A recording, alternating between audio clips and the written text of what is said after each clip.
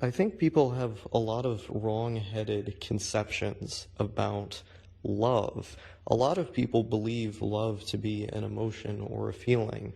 And yes, that can be a component to the broader concept of love, but when considering all of these things broadly or in context, it is a quite small component when looking at it in its totality. Love is an action. It's how you treat somebody. It's how closely you abide by the principles of love, that being loyalty, commitment, trust, caring, supportive actions. These things are what make up the bedrock or the foundation of love. And those foundations end up influencing the way that we behave towards this person and towards those around them in all kinds of ways. It just depends on the specifics of your situation with that person, what your dynamic is, but that foundation remains the same. It can be applied to a variety of different situations and contexts, but the foundation is always the same. You treat someone in a loving way and abide by the principles of love, being supportive, caring, kind, loyal, committed, and so on. You treat somebody not just as a human or in a humanizing way, but you treat them with the utmost respect and care. That the two of you are equals, but you're also able to acknowledge ways in which they may differ from you in a way that makes them better at particular things, or you better at particular things and worse at particular things, and vice versa. These recognitions are ultimately stemming from humility, the ability to look at yourself and look at your actions and the world around you and take yourself down a peg, to not be so egotistically invested in your self-perception and how you would like to be viewed, to be able to take an L sometimes, to be able to go, well, all right, I may not know this, I may not be good at this, I may not have succeeded at this, but I'm going to defer to their judgment, the partner's judgment. Sometimes you just have to do that. You can't make every single thing an argument or a hill to die on, because ultimately, if you're seeing things broadly from a pulled back perspective to see what really matters and what doesn't, you're going to be able to recognize those small trivial matters do not matter almost at all, which are what most of those things are going to ultimately be. At the same time, you're able to share your opinion or your perspective, but you don't make a mountain out of a molehill. You don't turn every little thing into a wound that's been inflicted on your ego, because you see that person in a loving way, and therefore you treat them in a loving way. These are just a couple examples of the actions that make up love. I mean, the most obvious one, by far the most obvious one, is loyalty. Being able to know that you're going to treat someone, whether they're there or not, whether they do or don't know what you're doing, with loyalty, by not running off with some other person and doing this, that, and the other behind their back. But there are many, many examples of what comprises loving behavior. But that's ultimately what love is. I don't think you have to feel such absurdly strong emotions like infatuation or obsession or anything of that sort in order to be in love. In fact, those things, if relying on them entirely for your understanding of love, those things are ultimately going to lead to your demise, because they tend to be ignited fiery and hot in the very beginning, and then they peter off after a month or maybe two, and then you're in a situation where that person is just like a friend of yours. You know, you feel more strongly about them because there's intimacy involved, and you're more free to speak to them about things that you wouldn't necessarily with other people. You're around them more often. Various things that draw you closer to one another, but it becomes a lot more like a friendship than that initial fiery dynamic that always plays out in the beginning just to burn out. But if you're relying on those initial feelings for your understanding of what love is, it's always going to lead to your demise. You're always going to fail because that is not what love is.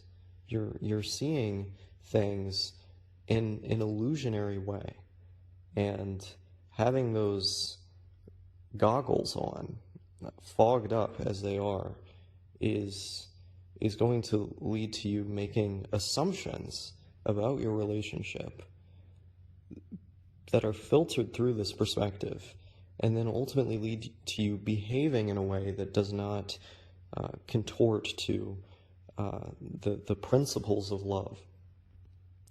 And if anything, I would argue that the more infatuated that you are, or rather the more emotional that you are, the less capable of loving that you are. Because these emotions, the stronger that they are and the less control that you have over them, are going to be something that makes it more difficult to see things from a rational point of view, to have rational compassion. And that's the really important thing here. You know how I said earlier that you need to humanize the person that you love? Part of that humanization is being able to recognize your own fallibility and your own humanity, being able to see that you make mistakes just like anybody else. They're not a huge deal, they're just a part of the process, and then being able to take that understanding towards yourself and apply that to the other person. Whatever the context is, being able to look at them and go, well, okay, this isn't the biggest deal. The past is in the past, can't change it. What I would like to see is for this to improve or change, and it's my job to support you through that. It's my job to remind you that this fallibility is part of all of us, and it's not something you should be demeaned or punished for. And taking that compassion that ultimately comes from a rational standpoint, because it requires looking at yourself logically in order to look at them logically. Taking that and then acting on it is a lot more of a logical process than an emotional process. Because if you're in the pit of emotion, the fires of emotion, you may end up falling into egotism. Seeing yourself as all that different from everybody else, with all these special standards applying to yourself and making you, in the process, less likely to admit fault, you end up not being very nice to them at all. I mean, there's a bigger chance for that if you're not using your head. If you're using your heart instead of your head, I think you're much more likely to get the wrong answer. Because the heart goes in all these different directions. Feelings go all over the place. But if you can direct your head into the right direction, and you know all of the reasons for why it should go in that direction, then you're going to usually get the right answer and treat people in the right way. And so the more divorced you are from those base instinctual feelings, which are very, very fallible, like you could feel all kinds of ways depending on the day, the more that you're relying on what's logical, on what's rational, and actively seeking to discipline oneself. Now notice how I didn't say repress, to discipline oneself and to control your emotions by recognizing your emotions, acknowledging them, and learning to accept them and deal with them. You will find the way. You'll find the way to rational compassion, and in so doing, apply this discipline that I'm describing, which I think is ultimately key to any successful long-term relationship. It's discipline towards oneself, it's gratitude, it's compassion. And I think gratitude is another huge component to this. It's a huge component to being able to love someone properly, and also to being able to keep the flame ignited. Because the longer that you're with someone, the more used to them that you are, the more that you might feel compelled to take them for granted. because they've been around so long that they become a mere function of your life. They're part of the broader system that makes up yourself. But this is dangerous because they are not merely that. They're their own living, breathing human being who has chosen you. They have chosen you to be personal and intimate with you in this particular way. And that's a great honor. It's a great honor to be chosen in that way by this other person. And so by always reminding yourself of why you're grateful for them, and specifically displaying that gratitude to them in how you behave toward them, in what you say to them, and continually finding ways or doing things that you've already done to express gratitude, this is going to be vital to treating that person in other ways the way that you should treat them. Because by always reminding them and yourself that you are grateful, by practicing gratitude, you're a lot more likely to treat someone in a loving way in other ways because you're grateful for them. But if you're taking them for granted, you might feel more prone to do something that's wrong, to do something that, well, takes them for granted. And so, love is an action, but practicing gratitude is an essential component to that action. And it's going to be key to the longevity of a relationship, because maybe that one action that you take that takes the person for granted won't do anything monumental, but those little actions are going to build and build and build and build until that love dies, that relationship dies. And the way that you prevent that is by not taking them for granted in the first place. It's by keeping a cool head, not taking everything so seriously, but also being grateful, being loving, and going about your day like any normal person. Like, ultimately, this stuff is not a big deal. I think the crowd that views love as an emotion, they're so infatuated with this concept that they think everything is so grandiose, so huge. They're prone to say things like, love is a big feeling. But when I hear things like that, I just have to think, no, it's not. It's a feeling like any other feeling. But the bigger that it is, the dumber that you probably are.